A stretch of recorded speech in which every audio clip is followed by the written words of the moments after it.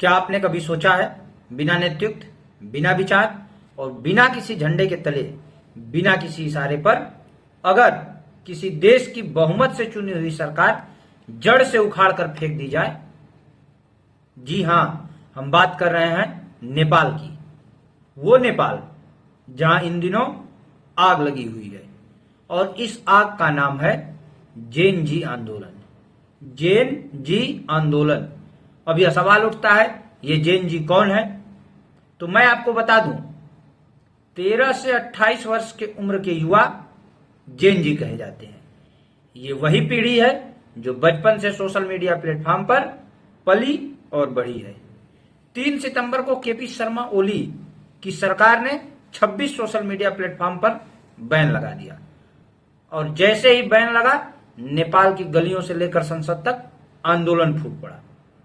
जेन जी सड़कों पर उतर आए। इतना उग्र प्रदर्शन हुआ कि रोकना मुश्किल हो गया। सरकार ने पहले लाठीचार्ज किया, फिर आंसू गैस छोड़ी, फिर पानी की बौछार की और आखिरकार गृह मंत्री रमेश लेखक ने आदेश दिया कि जेन जी आंदोलनकारियों को गोली मार दी जाए। नतीजा यह हुआ, 40 से ज्यादा जेन जी आंदोलन कर रहे नौजवान ढेर हो गए।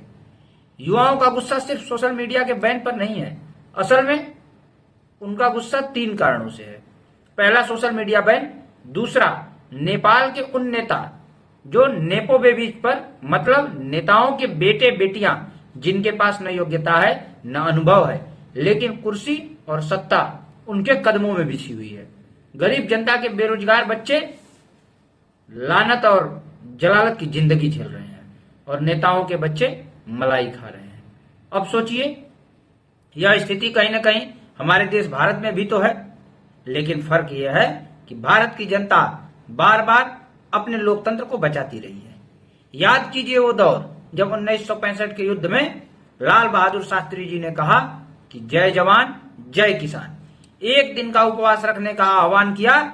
जनता के साथ साथ होटल, रेस्टोरेंट, ढाबों ने एक दिन के लिए अपना दरवाजा बंद कर लिया।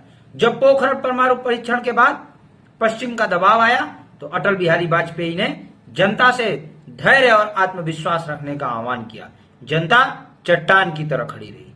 2014 के बाद स्वच्छ भारत हो, नोटबंदी हो, कोरोना काल में ताली थाली या दीपक जलाना हो, जनता ने प्रधानमंत्री के हर अनुपालन का, हर आदेश का, हर आग्रह का पालन किया और पूरी दुनिया को दिखाया कि भारत की असली ताकत उसकी जनता है।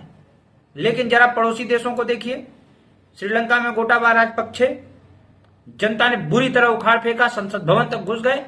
बांग्लादेश में शेख हसीना की सरकार, जनता ने शेख हसीना के बेडरूम तक घुस करके उनके अंडरगारमेंट्स को हाथों में ऐसे नचाया।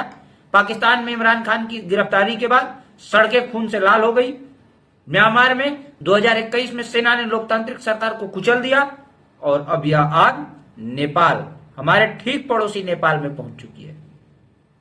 पश्चिमी ताकतें या उनकी एजेंसियां हमारे पड़ोस में अस्थिरता फैला रही हैं।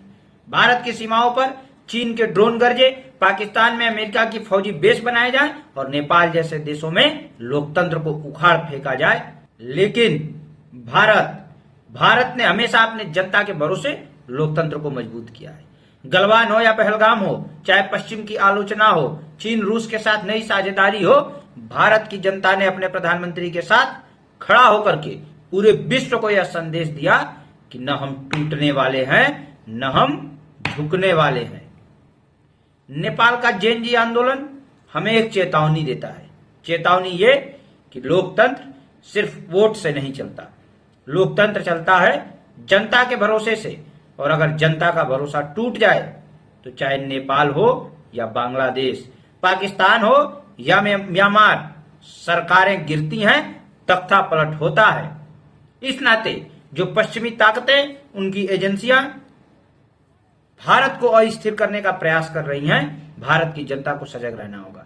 यह समझना होगा कि पश्चिमी ताकतें सिर्फ पड़ोस में ही नहीं बल्कि हमारे देश के भीतर भी दरार डालना चाहती हैं। याद रखिए, भारत की ताकत आप, मैं और हमारा विश्वास है।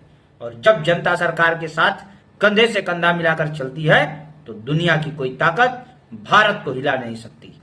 जय हिंद।